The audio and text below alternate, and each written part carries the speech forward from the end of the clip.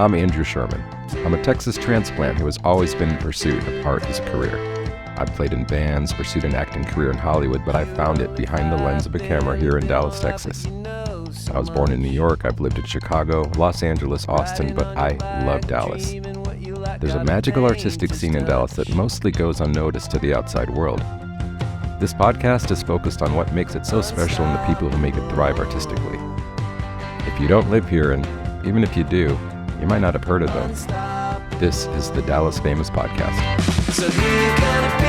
Who you gonna be when you're all grown up? This week on the Dallas Famous Podcast, it's the first show we ever did in front of a live audience.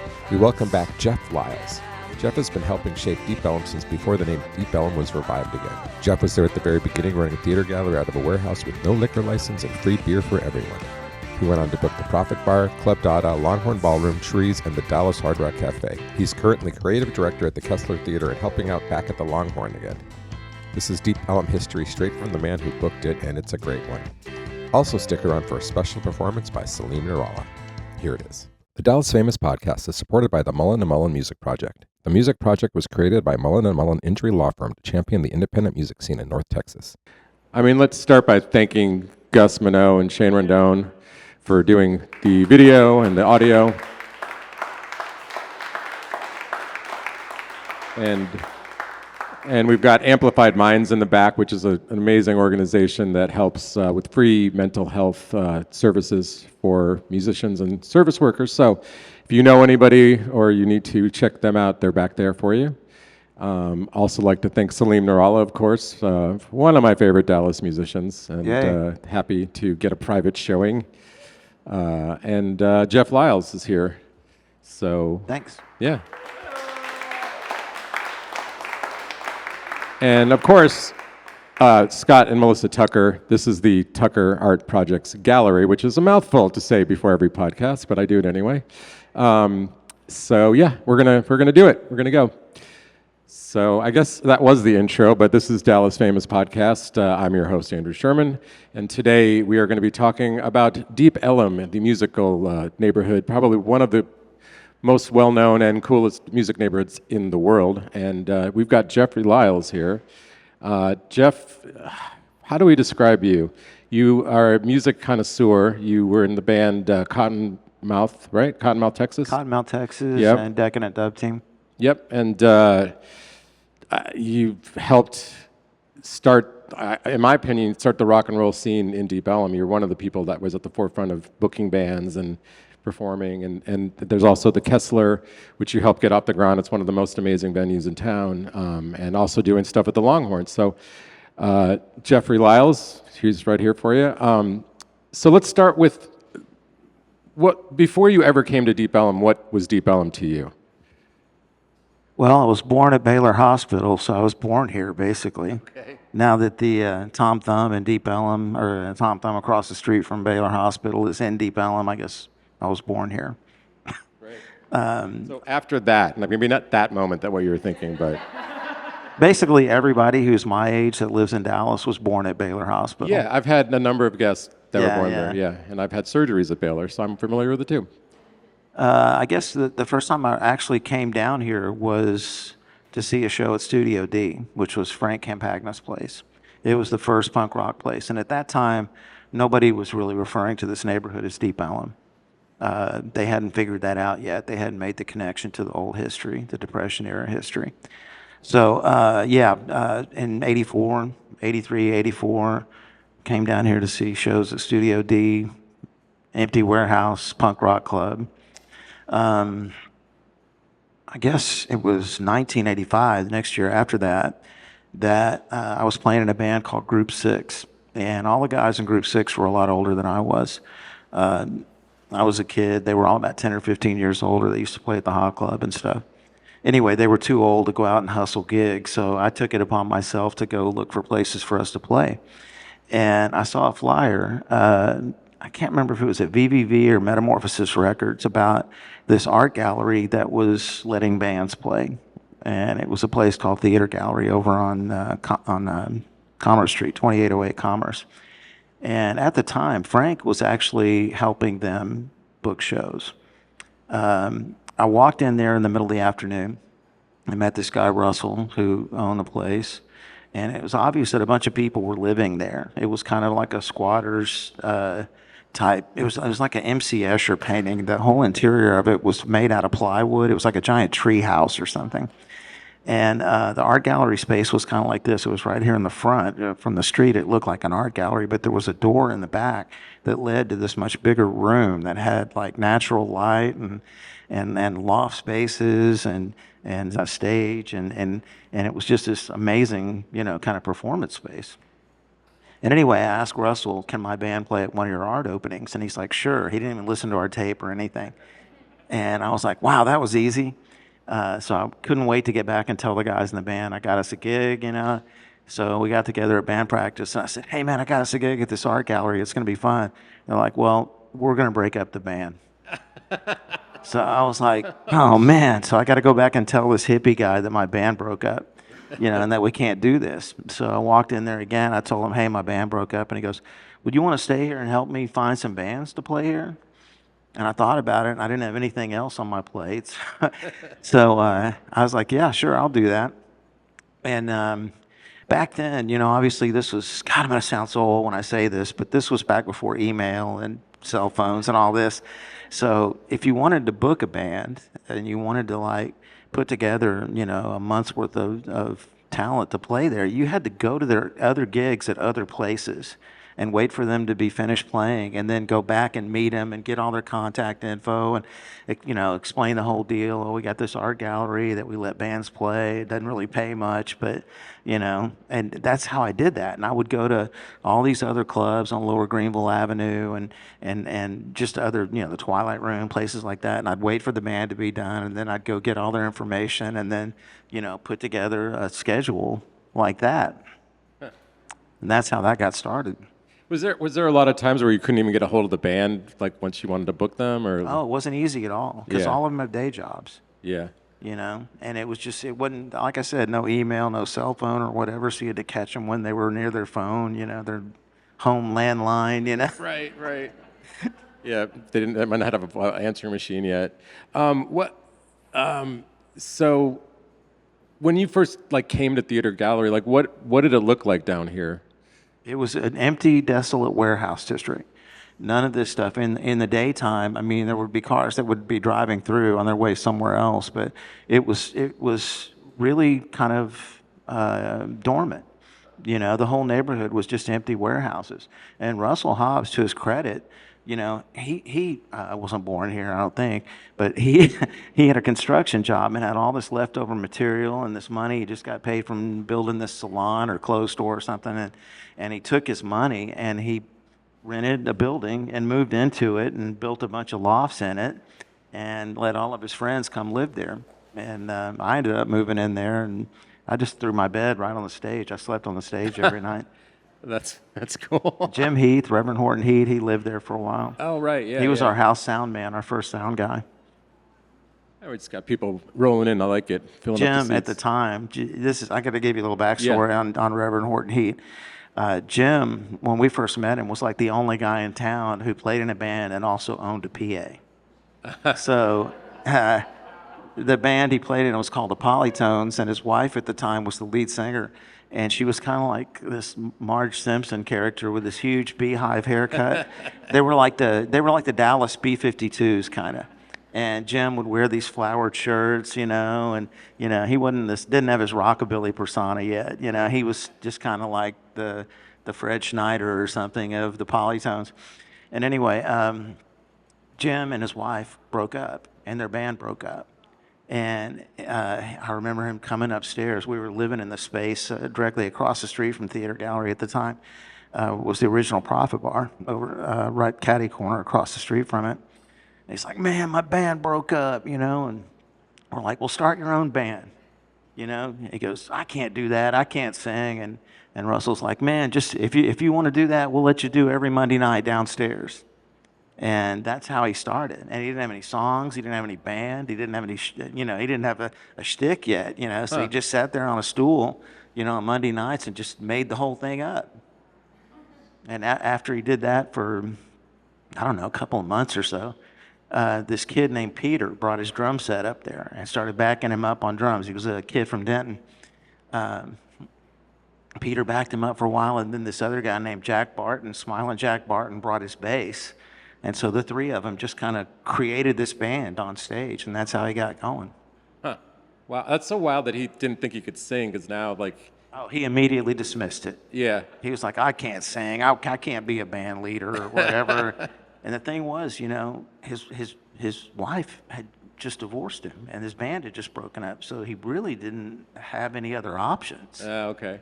You know, but we kind of pressured him to do it just so he could get on a new track and get on a new, you know, lane and do his thing and get his self-esteem back and get his, you know, get his charisma, his thing. Right. I want to, but you said that they didn't call it Deep Ellum. Did they call it something, or is just No. just a neighborhood? No. Deep Ellum as an identity, the second time around, didn't happen until Russell met this guy, Alan Governor. And Alan Governor has written a number of books about the history of Dallas and the history of Deep Ellum, the significance of this neighborhood and the music scene and the culture and of the Prohibition era and all that. And I think once he told Russell all about that, the light bulb kind of went off in Russell's head. You know, like we gotta call it that. We gotta, you know. And I remember him telling me the first time, we're gonna call the neighborhood Deep Ellum again or whatever. And I'm like, really? You know, I mean, you know, I don't know how to say this, but that Deep Ellum, the word, the phrasing, the dialogue there is, or the dialect is African American dialect, and we're a bunch of white kids from the suburbs. Right. You know, I mean, were we really gonna just like co-opt their culture like that? You know, would that really be appropriate? Yeah. And as it turns out, you know, Russell actually went and found these musicians who played here in the Prohibition era and got them to come down here and play. And they were called the Legendary Revelations. And they were all in their 80s, Buster Smith, Chops Arredondo, Alex Moore. And he got them all to come play at the Prophet Bar and stuff. And when he did that, then I was kind of okay with it. Because we weren't really co-opting anymore. We were actually platforming the people who actually made this place happen at the first time. Right. So Theater Gallery was kind of first. Like, what else was popping up after that? Well, Adair's was always here. Adair's was here before that. Sons of Herman was already here. Right. But it's still, they weren't using Deep Ellum as their like tagline to come down here and see it. Theater Gallery was the first venue that kind of was committed to doing like this new emerging kind of alternative rock that was happening. You know, if you go a little bit further back to the 70s in Dallas, basically this city was a copy band city.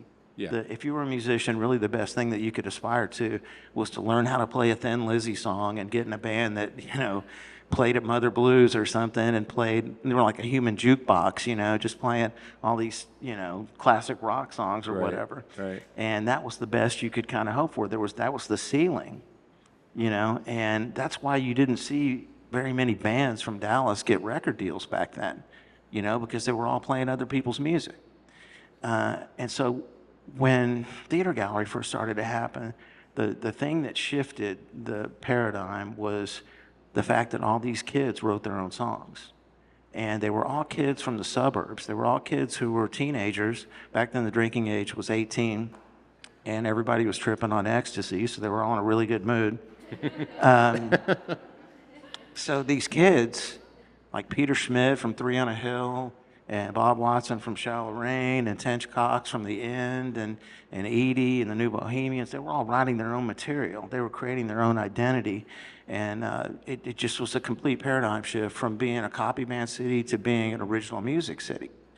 And the reason why it was able to happen, this is a weird dynamic, because when you look around at this neighborhood, you would never think this is the case. But all of these bands, all of these original bands that came from that time, each came from a separate suburban neighborhood. End Over End came from Highland Park. Three on a Hill came from Carrollton. Shallow Rain came from Richardson. New Bohemians came from East Dallas. The Trees came from Pleasant Grove. You know, it just, Buck Pets came from Plano.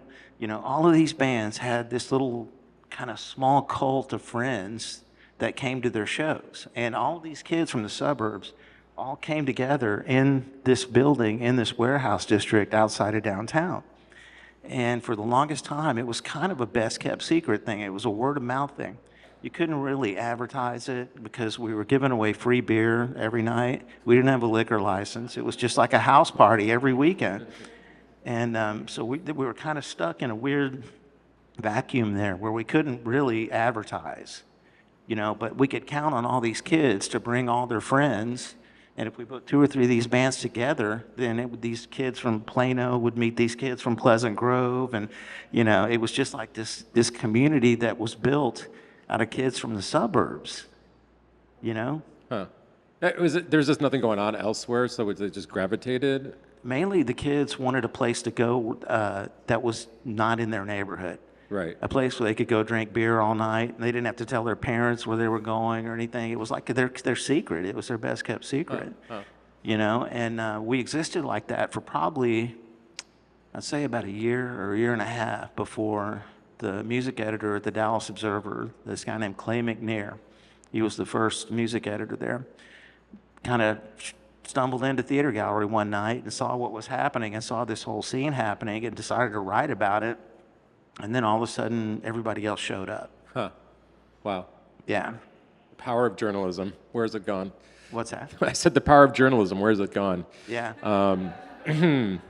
That's pretty cool. So that was the catalyst. So then after that, I guess other clubs started to emerge. The Profit Bar was the next one. The Profit Bar was when we got arrested for giving away free beer. We had to go back in and get a liquor license, a proper liquor license, and try and do it legit. I had to spend the night in jail a couple of times. Huh. Yeah, I don't want to get off track there. But anyway, Russell was determined to have a legit place, a place that had a regular bar where people could come drink, and it was more of like the adult thing. Mm-hmm. So he rented the building that was Fat Ted's over here at the corner of Crowdus and Commerce, which is catty corner across the street from Theater Gallery. And Russell and I moved in upstairs in the loft space above there. And so we were doing that, living up there and having the Profit Bar downstairs, and then, trying to get legit with Theater Gallery. Mm-hmm. It was a big hassle. They made us buy dance hall permits and all this stuff. I mean, I didn't even have a car at the time, Right. It was like, it was kind of like this big adult move. I was like 22 years old, and I was like trying to figure out what I was doing, right. Were you guys getting hassled? I mean, was it like there pushback from the authorities or council, neighborhood? Not really, not from the police. And that's weird because there's the Dallas Police substation, right around the corner. And one of our door girls was Denise Prince, whose dad was the police chief, Billy Prince. And on top of that, my uncle Ed was Chief Prince's press spokesperson. So we were doing all of this like right underneath their noses. And Denise was a fucking amazing visual artist. She God, I don't know how I can tell this story, but she was dating another guy in Decadent Dub Team, David Williams, and they had gotten into a big fight. And she did a painting of him dead, naked, in his car. It was obviously his car, and he's got a heart on, and he's dead. And he's like looking over with his neck broken or whatever. And I'm like, man, this is the police chief's daughter painted this. And it's hanging in the front window of Theater Gallery,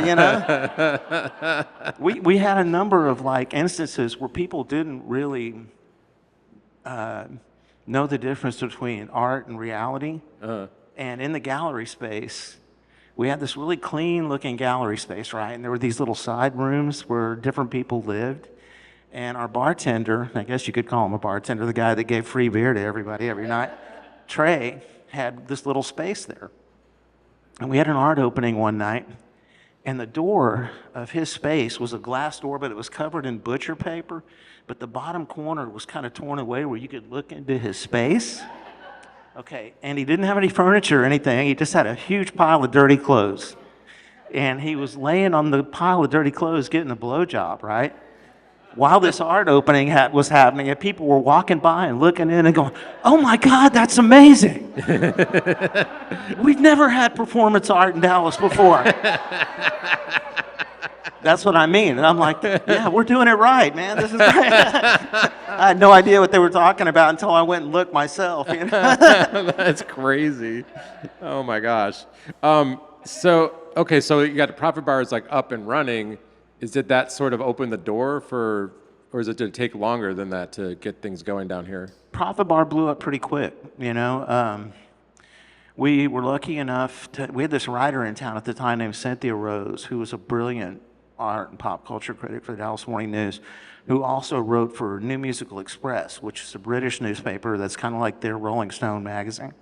And she wrote an article one time about the True Believers playing at the Profit Bar. And that kind of put us on the map internationally when a lot of people in Dallas didn't even know we were there. Right. Wow. Okay. So at what point were you kind of looking outside of Dallas to book bands, like up and coming stuff? Like, when did that start? Well, first of all, you need to know that first year or so, there were a ton of original bands in Dallas. They were just coming out of the woodwork, man. It was awesome. But at the same time, there was this new emerging scene happening in Austin. MTV had come to town to do a special about Austin being the live music capital of the world or something like that. And all of a sudden, these bands like True Believers and the Wild Seeds and Doctor's Mob and Dino Lee and the White Trash Review, all these bands from Austin, Scratch Acid, you know, they all just needed a place to play in Dallas. And we ended up being their place to play. And the next thing that happened after that, we had like a 4 or 5 month window there where we were just having Austin bands playing with all the Dallas bands and kind of like trying to create a community between us and them.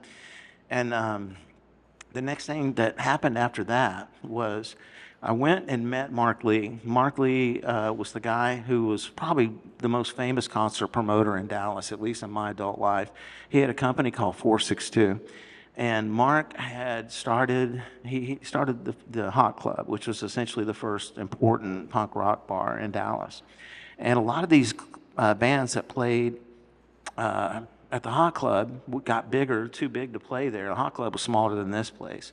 Got too big to play there and needed a next larger place. So then he started putting them at the Arcadia Theater on Greenville and also at the Bronco Bowl when they got to be bigger than that. So anyway, I went and met Mark. I told him about the theater gallery and all that, and he started shooting me some bands. And I had a real simple deal with him. I mean, for every ticket we sold, I'd give him $1. And that's how we got Jane's Addiction, and that's how we got Husker Du and the Replacements and the Bad Brains and all those bands. Right. Wow. Yeah, Mark was I mean, he's no longer with us, but man, he taught me the business as far as like booking national acts and how to put on national shows. Because he never showed up, basically, to any of the shows. We were on our own. We were having to wing it. I would go to his office on Monday and give him the $150 or whatever he made. Right. But still, he taught me what we had to do and how, you know, the things that we had to go through to make it happen. Yeah. Did you know the bands, or they were just, you would learn from him? I had a lot of friends in LA, so I had friends in LA that would always tell me about certain bands, like, oh, this band Jane's Addiction just recorded their show at the Roxy, and it's going to be their first album. That's how I knew who they were. Right. You know, and we knew who the Bad Brains were because I'd seen them at the Hot Club. But Husker Du was, I mean, they were making amazing records. SST was one of the first kind of influential indie labels that was based in California, and they just started sending us all their bands. When Dinosaur Jr. played at Theater Gallery, their guarantee was $50. Wow. Seriously. Yeah. And back then they were just Dinosaur. There had been another band called Dinosaur that sued them, so they added the Junior to their name later.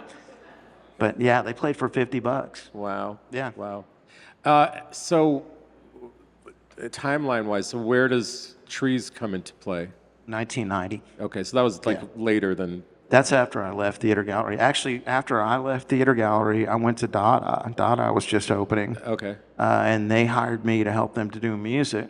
Now, the history of Club Dada is a lot different than these other venues. The reason why it's called Club Dada is there used to be a performance art group here in Dallas called Victor Dada. And they did these really kind of oddball improv sketches. And the guys who actually owned the building, they had gone down to Austin and seen this place on 6th Street called Esther's Follies. And Esther's Follies was very similar. It was kind of like just a really broad, kind of slapstick improv type place that was open up on the street, and people could watch this stuff from both sides of the stage. They saw that, and they wanted to replicate that here in this neighborhood. And Victor Dada was going to be the main thing. Victor Dada was going to be there every weekend doing this improv thing. And they realized after a while they really were going to need a live music component, if they were going to make it work. And I had just quit theater gallery, so they said, will you come over here and help us? I booked probably the first year and a half of the music at Dada. Cool. Yeah. When did New Bohemians start playing? New Bohemians played at Theater Gallery. Oh, so they were already around. Yes, yeah. We had them open for 10,000 Maniacs twice at Theater Gallery. Wow. Yeah, they blew them off the stage both times. Huh, yeah. Yeah, it's funny, I was talking to my friend about 10,000 Maniacs. Like, I saw 2 tours in a row, and the first one, she was so shy, she didn't even look at the audience. Yeah. And the next one, it's like she had arrived, and it was a totally different show. Exactly. Yeah, interesting. That's totally exactly what happened. Yeah. That first time they went out, they were so unsure of themselves. Yeah. They were so brand new, She did that whole show like she was in her bedroom, like to herself. It was wild. Yeah. Well, the New Bohemians, I mean, not to diminish 10,000 Maniacs, but they stole the show both times. Yeah. My dad even came down here and saw it, Oh, wow. Yeah. That's cool. Were you there that first time that Edie jumped up, or? Not the first time Shiver performed. That was at a different place. Okay. I think that was at 500 Cafe, which was a little live music kind of bar space that was between Deep Ellum and Expo Park over there, right by where the Mitchell building was. Okay, yeah. And the New Bohemians, were all students at Arts Magnet High School, and they had this instrumental group, or whatever. And Edie was just there seeing them one night, and one of her friends bought her a shot of alcohol and said, get up there and sing with them. And Edie has this absolutely amazing gift of improv. I mean, as long as I've known her, she can make up a song off the top of her head like nothing. She just immediately just taps into something that's out there in the world and just pulls these lyrics out of nowhere. And she did that. I mean, she's done 2 shows at the Kessler that were both 2 hours long that were fully improv. And the song sounded fully realized. I mean, with choruses and verses and bridges and everything, man. It was just, I mean, it's like, how is she doing this? Heavy makeup. I've never. I mean, most musicians will tell. I'm sure Salim will tell you this, and most musicians will tell you, in a good year they'll write 5 or 6 good songs. In a good year, Edie did a thing 2 years ago where she wrote a new song every day, a really good new song, and posted it every single day. I mean, it's phenomenal. Yeah, I mean, she has a huge body of work that she doesn't even know exists because she only sang the song once. Right. Right, and she got a new band now too, right? Yeah, World Famous Pets. Yeah. They're really good. Looking forward to that. Matt from New Bohemians is the drummer from it. Oh, cool. Yeah. Okay. And it's 2 other guys, I think, from New York. So Club Dada, and how long were you doing that? About a year and a half, something like that. And then Trees was after that? No. What's next? No. Then I went to Longhorn Ballroom. Oh, you were at the Longhorn Ballroom, the original? Yeah. Oh. In 1986. Okay. The guy who owned the Longhorn Ballroom at the time, his name was Ira Zach. And Ira owned this other club down on Upper Greenville Avenue called the Bell Star. And the Bell Star was like a country disco. It was kind of urban cowboy type themed place. Yeah. He made a shit ton of money doing that. So somebody along the way convinced him to buy the Longhorn Ballroom. And so he buys this giant ballroom, which is in terrible disrepair. This was back when the Longhorn Ballroom was in really bad shape. And he hires this guy who was a booking agent for Stone City Attractions, which was a 70s era promotion company that booked Robin Trower and Molly Hatchet and all those type of bands. And anyway, Ira, the guy who owned the place, got tired of Carl, this guy who was the Stone City guy, and he had read about me in the newspaper and decided he wanted to try and get younger bands in there. So he got a hold of me, and I went over there and met with him, and he said, come on in my office here. So I'm sitting there in the office, and that Carl guy sitting in the corner, and we're sitting here for a couple of minutes, and Ira looks at Carl and he goes, Carl, will you go over to your office for a second? I want to talk to Jeff in private. Carl's like, sure. So he walks across the parking lot over to his office. And then Ira buzzes in his security guy, this dude named Bill, who had a gun. He was like a cowboy mafia guy or whatever. He goes, Bill, go over there and tell Carl to get his shit and get out of here. Jeff's going to do this full time. And I was like, I'd been here 2 minutes. You know what I'm saying? We hadn't even had a decent conversation yet about, what I would do, So anyway, I walked around for a couple of weeks after that thinking this guy Carl's going to kill me. I was looking over my shoulder, I was sure he was following me or whatever. And then the guy died of a heart attack. Oh, man. So, anyway, I've got this gig, right? And I completely reconfigured the menu of music they had there. This guy Carl had been booking 70s stuff like Mitch Ryder and all this stuff that wasn't working. So I booked the Butthole Surfers and the Flaming Lips and the Red Hot Chili Peppers and TSOL and Motorhead and all this stuff. And the thing was, Ira never came to any of my shows. He was like such a big shot at the Bell Star. He hated leaving the Bell Star where he was the center of attention and everybody loved him. It was just like I had full run of the place, and I was 23 years old, right? And the first night that he decided to come to one of my shows was the night Motorhead played. And it was Motorhead, Wendy O. Williams, the Cro-Mags, and Scratch Acid. And he walked in during sound check, and Lemmy and Wendy O. Williams were yelling at each other, fighting over who was going to get the big dressing room. Because there's only one big dressing room. The rest of them are all real small, right? And they were friends, but they were still fighting over it, right? And Lemmy didn't want to share. Right. So anyway, Ira cornered me, and he's like, what is this shit that you're putting in my room? Who are these idiots? What is... And he just went off on me. And then he split. He didn't even stay for the show. Okay, and then I came back to work on Monday morning and found out he had gone home and killed himself. So I still had a full 6-7 months worth of shows on the books, and I still had to run the place and make this place happen, Wow. with the owner dead. The people that were working there were all, wondering what was going to happen. It was crazy. This all happened in '86. That is, wow. Okay. So then what, you just finish that slate and that was it for Longhorn? What's that? You just finished that slate of shows and then that was it for the Longhorn, or? No, at the same time, I was also booking the Dallas Hard Rock Cafe on McKinney Avenue, which was interesting too, because Isaac Tigert, the guy, same deal. He had read about me in the newspaper or whatever and really wanted me to come book this place, which was a restaurant, It wasn't really known as a live music venue. And it was the only corporate gig I've ever had in my life, right? Isaac was totally cool. He was an old school hippie, and he and I got along great. But all these corporate guys in their suits and shit, they hated me, because I was walking around barefoot and stuff, and they thought I was not, they did not take me seriously at all. They didn't think I was a serious person. Well, there was two of us booking. It was me and Angus Wynn. And Angus, I had never met Angus prior to that, but I could tell he didn't like me either. And since then, he and I have gotten to become really good friends. So, I love and I adore Angus. But at the time, he didn't know what Deep Ellum was. He didn't know what alternative rock was. He didn't, Angus was from a totally different world. He booked these socialite parties in Highland Park and stuff.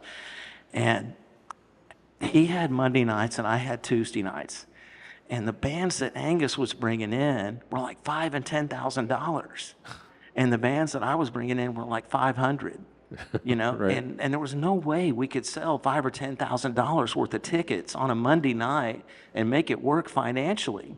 And it was, my shows were covering because they were cheap, but his shows were losing money like crazy, right? And Angus at that point realized he needed me, to kind of like keep the goodwill going between him and Isaac. And I can remember we would have these weekly meetings, and it'd be this big table with Isaac sitting at the head of the table and me sitting to his right, Angus sitting to his left, and then all these like guys in suits, right? Who were all corporate guys who hated the fact we were even doing live music because they had to strike a whole section of tables and chairs to create a stage and make it happen, right? So they resented what we were doing. We were a pain in the ass to them. Right. So I can remember one morning we walk in and Isaac's got this big stack of folders and stuff, and he throws it down on the table and he kind of opens it up and there's this big bag of weed on the top of it. He goes, Jeff, will you roll us a joint? This was like 9:30 in the morning, right? So I was like, sure, And so I roll a big joint for Isaac, and he and I are the only people smoking. Angus is looking at me like, dude, this is so unprofessional. I'm just being me. I don't know what the fuck. And anyway, Isaac lit this big joint up, right? And you can see this cloud of marijuana smoke going down the table, right? And all these guys in their suits trying to get out of the way of it, because they didn't want to get a contact high. Right. Oh my gosh. Okay, so you're doing. How many venues have you booked for? I know you did the Roxy in LA as well. I didn't actually book the Roxy. I was just a manager there. Oh, okay. Yeah, Megan Jacobs was the booking agent there when I was working there. Okay. That was the 2000s, so that was way down the line. I did hard rock up until the time they decided they didn't want to do live music anymore because it just wasn't cost effective. Sure. And of course, what happened with Ira at the Longhorn, so that that kind of fizzled out. So then, this is how Trees got started. So in 1990, I had always lusted after that building. I really had. I mean, back when we were doing Theater Gallery and Elm Street was completely dead, I would walk over from Commerce Street and just look in the front of Trees. Trees had these big glass windows where you could look in and see the whole thing. And it had a staircase going up the middle of the room. It looked like this old ballroom from like the 30s or something. Everything was made out of wood and all these had these big tree things or whatever. And I thought, my God, this would be the most amazing live music venue if somebody would just get it and do it. Well, to give you an idea, our rent at Theater Gallery was $750 a month. Oh God. Which, I mean, this was a warehouse district, Right. There was nothing down here. Right. The rent at Trees was $3,500, which was astronomical. That's why nobody rented it out at the time. So there was this girl here in town named Jessica Clark, and Jessica hung out with the Daylights a lot. She was kind of their manager, She later went on to manage Cypress Hill and all these other bands in LA. She's any big time music person. But she calls me up one day and she's like, Jeff, this guy Brian rented that building over on Elm Street. He's going to open an oyster bar. We got to go to lunch with him and talk him into doing a live music venue. And I was like, well, what's his deal? She's like, he's like 23 years old. He's right out of school. And he's a rich kid who's got his dad's money, and he loves Cajun food, and he really wants to do an oyster bar, and he doesn't understand how this would be such a great venue. So anyway, we took him to lunch and talked him into it. And this guy, his name was Brian Davis. His dad was Cullen Davis, and he had Cullen Davis's money in his bank account, and that's what we started Trees with. Wow. His Cullen was in trouble with the law, obviously, because of everything that he went through. So he put all his money in his kids' bank accounts. And, Brian was such a open-minded, kid. He was like, sure, you know what? That sounds like more fun than an oyster bar. So we, in May of 1990, that's when we opened up. Wow. And there was some crazy historic shows there. I could ask you a million questions, but I guess we need to hear how you saved Kurt Cobain's life. I don't think I saved his life. Well, you I put think he's him. no longer with us. You got him out of that that night that there was like chaos there, right? Yeah. I'm being dramatic. You saved his life. Let me go back just a little bit. Okay. The thing that made Trees popular was the timing, because this was right when alternative rock and particularly grunge music was just beginning to take off. And we had Pearl Jam there when they were brand new. The drummer of Pearl Jam at the time was Matt Chamberlain, who's still the drummer in Edie's band and was in New Bohemians. Matt was in Pearl Jam for about 5 minutes. And believe it or not, he actually quit Pearl Jam to take the job as the house drummer in the Saturday Night Live band for Scale. For $800 a month, or $800 a week. Wow. Right? Yeah. And of course, Pearl Jam went on to be huge. But one thing he did was he was the one that turned them on to David Abruzzese, who took his place and became their drummer for a long time. Right. But anyway, when Pearl Jam first played at Trees, there were about maybe 50 people there. And they had a portable basketball goal. So before the show, we were all shooting baskets inside of Trees. And they're real big basketball guys. In fact, their original band name was Mookie Blaylock. He's a basketball player. And when they figured out that wasn't going to work, that's when they changed it to Pearl Jam. They changed it to Pearl Jam right before they played at Trees. So no one knew who they were yet. They didn't have an identity yet. But all of these grunge bands, like Nirvana, Pearl Jam, Love Battery, Sub Pop, all the Sub Pop bands, they needed a place to play in Dallas. So we were the perfect antidote for what they needed. Yeah, absolutely. So, I mean, and you were booking that, or you were, Yeah. so you booked Nirvana? Well, Mark Lee booked it. I got Okay. it from Mark Lee. Okay. Mark Lee actually tried to move the show. After we booked it, had it on sale, it was obviously blowing up. He was like, Jeff, I think we're going to have to move this to a venue. I was like, no, we're not. I said, we're ready for this. We got this, Yep. I mean, none of us knew what was going to happen that night. Yeah. We just thought this would be just like another show. You were there that night. Yeah. Oh, yeah. Yeah. Well, let's hear a little bit about that, because like everybody knows that like there was a fight with the, he got punched or something, but Yeah. So if you've seen the thing with the fight between Kurt and Turner Van Blarkum, Turner, you should know a little bit about Turner. He's not a bouncer. You see all these things online. Oh, the bouncer beat Kurt up. Turner's not a bouncer. He was a stagehand.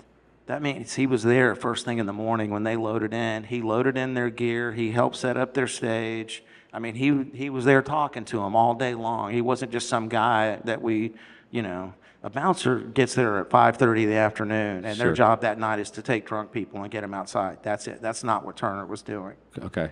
Okay, Turner, being a stagehand, there's a brotherhood of all the people that are stage employees, people that are monitor guys, or sound techs or whatever. They all look out for each other.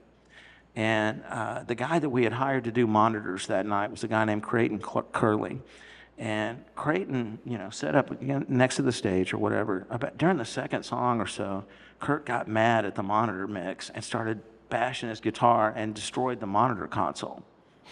So Turner's mindset is like, we're not going to let him fuck up all our gear. This, we've got to do something about that. So Turner went over there and just stood next to him on the stage to keep an eye on him in case he was going to do something like that again, like destroy our monitors or whatever. And Kurt, that whole afternoon, had been really uncooperative. And by that, I mean, most bands are happy to work with a production crew. They make friends with them. We're all in this together. We're all putting on the show. Well, in the middle of the afternoon, the guys, the record promo guys from Geffen Records showed up, which is Nirvana's label. And they wanted to have this kind of like meet and greet thing where the band met everybody who worked in the office, and they wanted them to sign all these posters so that they could give the radio stations and all that. So they had set up all these Nirvana Nevermind posters in a giant semicircle on the floor of trees. And all the band had to do was walk down the line and just sign each one of them real quick. So Dave and Chris, they signed the poster, signed their name, walked, and they did. Kurt did the exact opposite. He stood there for 5 minutes on each poster, drawing some big, long, elaborate thing, not even signing his name. And all the Geffen guys are looking at each other like, what is he doing? What is his problem? And that's kind of set the tone for what we were dealing with all night. Right. And then after the fight happened, obviously the band all went in different directions. I found Chris first. I said, you guys got to finish the show. We can't just blow this off here. I mean, they had only played 7 or 8 songs. It wasn't, it wasn't a show yet. And we weren't about to give refunds to 800 people. So I said, you stand here. I'll go find the other 2 guys and get you guys back in there. So I walked back, made my way through the crowd towards the back of the bar and saw Dave leaning against the bar. I said, Dave, please get back on stage. I got to find Kurt. We got to finish this show. He's like, no, I'm in. I'm totally cool. I'll get back up there. I was like, cool. Get up there and I'll go find him. And I looked everywhere for him and I couldn't find him anywhere. And finally, I opened the door to the broom closet upstairs, and there he was with this guy. This guy was trying to give him heroin or something. And I was like, dude, come on. You got to get back on stage and finish this show. We're not done here. And he's like, oh, I don't think so, man. I'm like, no, I think so. Come on. And I fucking walked him right back on stage, and they got up there and finished the show. Wow. Yeah. Huh. And the rest of the show was really good. Yeah. And I think there's a certain element to what they were doing. That kind of thing was happening in a lot of different cities. Mm-hmm. And a lot of it was kind of calculated. I think ultimately Kurt was conflicted. And by that, I mean, he had an indie sensibility. He had this, alternative mentality where, he always wore, the SST had these T-shirts that said corporate rock sucks. He always wore that shirt. You know, he was conflicted in the respect that he was signed to a major label and he was doing the thing that he hated. You know, they were getting bigger and bigger and bigger, and a lot of people think you aspire to be big or famous or play big places or whatever. There's a lot that comes with that. Yeah. You got to be mentally together. You know what I'm saying? Otherwise, it all comes apart fast. And it requires a kind of a commitment and a focus, and you can't like fake your way through it, and also you can't really flip the finger at it while you're doing it, because you're doing it. Yeah. And I think that ultimately he was kind of always conflicted in that respect. Yeah, I could see that being a problem. I mean, because, yeah, it's like you're literally, his whole thing was to fight against that, and now he's that, And Chris and Dave both too had their own issues, not really issues, but their own take on it. Like if you notice, after Nirvana broke up, Chris just kind of quit playing music. Yeah. Well, he played with Jello Biafra a little bit, but he wasn't doing a lot of stuff. But he wasn't going to be in a band again and go on tour and all that. Dave, on the other hand, I'll be the front person, and did his own thing, Yeah, absolutely. We're getting toward the end here, so I want to ask you a question that everyone gets asked and nobody has a good answer, but I'm going to ask you anyway. What can people do to help keep Deep Ellum like a music-friendly destination? That's tough, and the reason why it's tough is because you got to think of it from a real estate developer's point of view. Okay, a live music venue is open 2 or 3 nights a week for about 3 or 4 hours at a time. That doesn't generate a whole lot of revenue. It's also risky. There's some nights when no one shows up, or the show bombs or whatever. So it's kind of an economically precarious. On the other hand, the real estate person, in their mind, they think, I could put a restaurant here or a condominium or something where it's generating revenue 24/7, 365. I don't have to wait for the weekend, to do that. So the reason why we were able to do this here in the first place is because there wasn't this big real estate thing happening. They were happy to be renting the building to anybody. Don Blanton, the guy who was the landlord at Theater Gallery, I remember when he would come to pick up the rent every month, he wouldn't even get out of his car. He would like roll the window down about 3 inches and we'd slip the check through there and then he'd drive off. And that was it. He didn't want any part of any of this. Yeah. He didn't want to know what we were up to. He didn't want to be complicit, Right. It was obvious we were giving free beer to underage people. I mean, that was the hook, Yeah. It was like a keg party every weekend, basically, Right. Well. And that's why. I mean, a lot of people don't realize that, but that's why this neighborhood was able to exist, is because we lured them down here with free beer, and they were all kids from the suburbs who all made friends with each other, and that was kind of a perfect storm of the things happening. And again, the ecstasy was part of it too. Right. Ecstasy was legal there for like 2 years, and everybody in every nightclub in town was doing it. So that put everybody in a really good mood. You know what I'm saying? It just, Yeah. Of course, by the time the Nirvana show happened in 1990, ecstasy wasn't legal, and people weren't taking it anymore. Right. So there's angry all the time. Yeah. Things got rough. Yeah. So. I want to thank you for coming. I've really enjoyed getting to know you at Longhorn and Kessler. There's some really cool stuff coming up at both. So it's maybe end it like with a little story about your finding Edwin and Kessler. Okay. I'd moved out to Los Angeles. I was managing the Roxy, and Edwin called me out there. I didn't know him. He didn't know me. He said he had just bought this building in Oak Cliff, this old movie theater, and was thinking about doing it and thinking about doing something with it. In reality, what he was doing, his wife is a dance teacher. She teaches kids dance lessons, and he bought it for her originally. Huh. And that was the main thing, right? And kind of like Dada, shifting and doing live music, he kind of got this idea in his head. Actually, it was a music writer from the Dallas Observer named Jesse Huey, whose kid took dance lessons from Edwin's wife. Mentioned to him one night, hey, you ought to do live music here. And at the time, Edwin was working at Merrill Lynch. He had a corner office at Merrill Lynch. He was the furthest thing away from the live music business. He knew nothing about it. All he knew is he liked music. That's it. But anyway, he called me out there in Los Angeles and said, hey, will you come look at this building whenever you come back to town? And I said, yeah, sure. So I came back for Thanksgiving, and he called me when I was in town and said, hey, come look at my building, man. You got to come see this. And my mom heard me talking to him and said, stop blowing him off. Go look at the building. And I drove over here to Oak Cliff, and I saw this building, this old movie theater that had been dormant for 17 years. It was completely decrepit on the inside of it. There wasn't a single usable fixture, it all had to be gutted and started over. And I remember looking at him going, dude, you realize this is a huge undertaking, don't you? You can't open it up looking like this. And he's like, oh, I'm not. He went and hired the acoustic technician from the Meyerson. He hired a bunch of people to build the place out and do the architecture on it. Everything you see on the inside of the Kessler, he put in there. I mean, it was an empty, ugly building that literally took 17 months to completely, we had to gut it, pour a new foundation. Anyway, first I blew him off a couple of times. I said, no, I want nothing to do with this. And my mom heard me talking to him on the phone and said, please don't go back to LA. And I knew she was kind of telling me, I'm getting old, I need you to be here. So I was like, yeah, okay. I took the gig, and Edwin got me a place to live right across the street.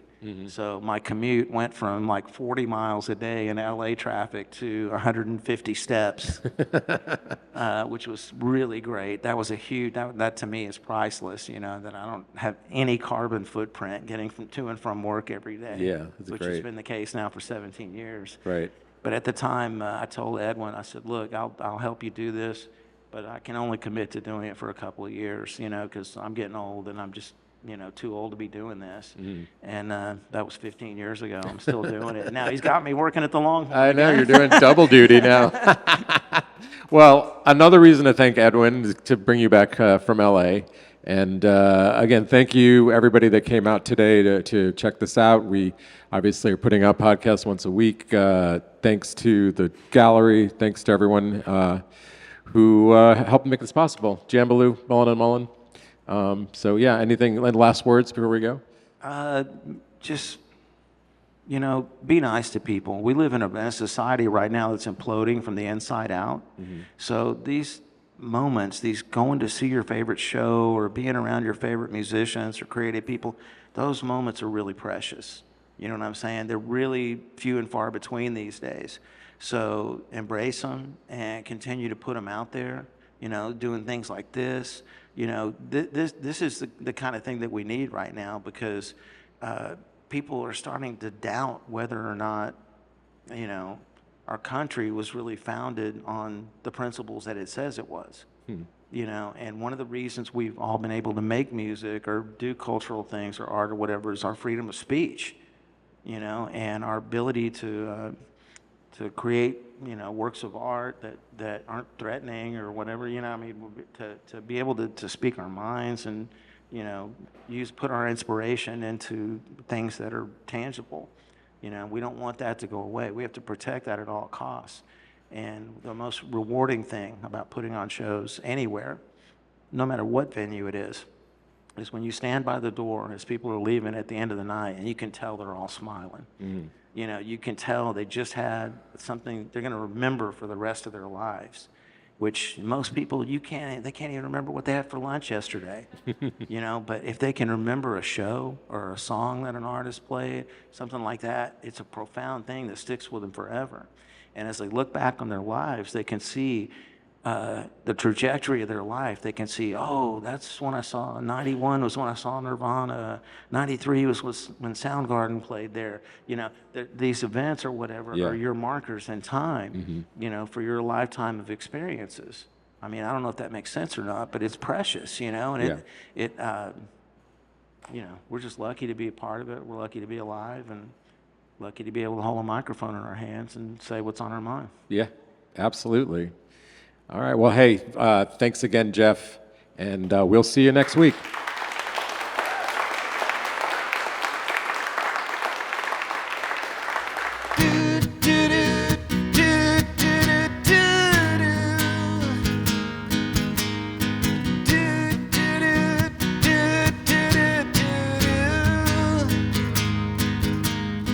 You're only 5 billion been alive, but you know so much. Riding on your bike, dreaming what you like out of painter's touch. You're unstoppable, unstoppable. Swimming in a pool under tight shoes, going off to school. We struggle to let go, teach you what we know, but then time is cruel.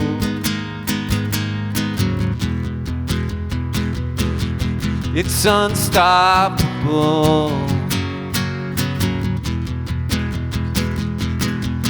unstoppable. So who you gonna be? Who you gonna be when you're all grown up? Who you gonna be? Who you gonna be when you're over us? Yeah, who you gonna be? Who you gonna be when you're all grown up? Who you gonna be? Who you gonna be when you're over us?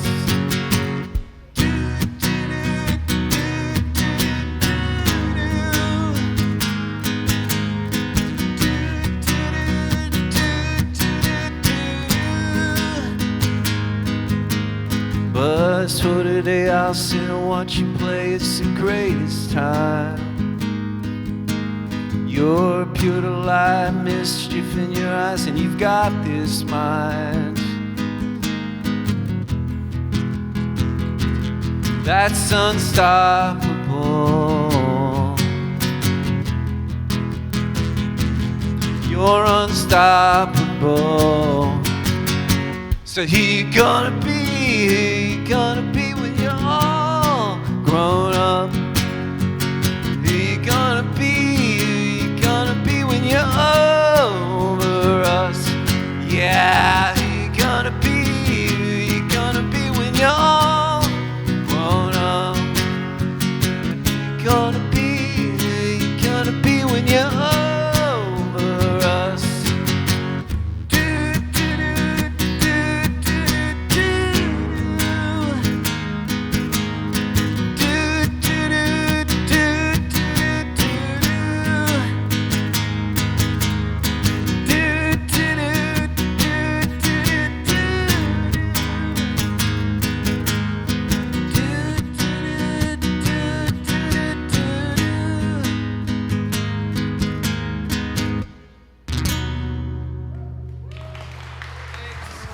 I'd like to thank everyone that made this possible: Jeff Liles, Celine Nirala, Manhattan Beer Project, Jambaloo, Mullen & Mullen, Tucker Art Projects, and the whole crew. Thank you to the wonderful Tucker Art Projects Gallery for allowing us to record there. Theme song, Unstoppable by Celine Nirala, and the outro is The Place to Be by Electric Ants. Thanks again to the Mullen & Mullen Music Project for their support.